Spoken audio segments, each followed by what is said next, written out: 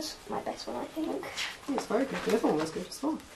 I've been a single mum since Neve was 2.5. Lived mainly in this country, but I spent 16 months abroad and came back to a very different Britain. I had a career before I went. I owned my own house. I had a car, and the world fell apart. There are no jobs around that offer school hours, 9 to 3, Monday to Friday, no school holidays. Those jobs don't exist in this country, or very few, and if you've got them, fantastic. But I couldn't find one, and I decided that I needed to work from home as a telemarketer. It's getting harder. My basic wage doesn't go up. My expenses are getting higher. Obviously, with winter coming, everyone's worried about fuel poverty. Electricity bills, gas bills are going up. Because I'm at home all the time, then I am running the electricity all the time. Certainly gas, I'm concerned about this winter, because obviously it's going to get harder, it's going to get colder. At the moment we're very lucky, but it's like watching your pennies just drip away. There was a school trip this year, last week.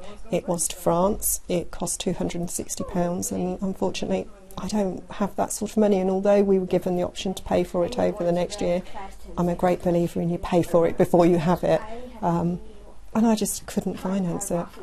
I think we're just making ends meet, but I do feel that we miss out. You know, there isn't the option to go to lots of after-school activities. There are lots of after-school activities, but they're not within walking distance, so you've then got to factor in bus fares or taxi fares, because a lot of the places aren't on a bus route, so she does miss out on doing things like that. And I feel terrible as a mum, because as a mum you want to give your child the best that you can, and you know, you have to say no. I'm not trying to copy on a friend, but you know, we're all working as hard as we can, we're all trying to factor it in, but it's not getting any better. You know, I listened last week to what was said about the housing and about the new grants. I'd love to have a deposit to buy a house, but no one is going to give a self-employed single mum with a variable income a mortgage.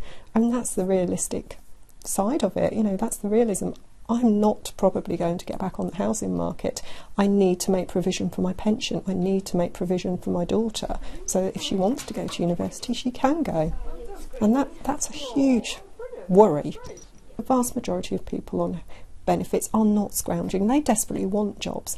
I get very frustrated about that, and that's really why I wanted to do this, because I think there are so many people in my position that we're sort of not heard anymore. You know, you hear the very rich, you hear from the very poor, you hear from the people that are perceived to be scroungers, but don't talk to people like me who basically, we have tried. We didn't ask to get in this situation. We are doing the best that we can in the circumstances that we have, and that's really what it's about. It's survival now.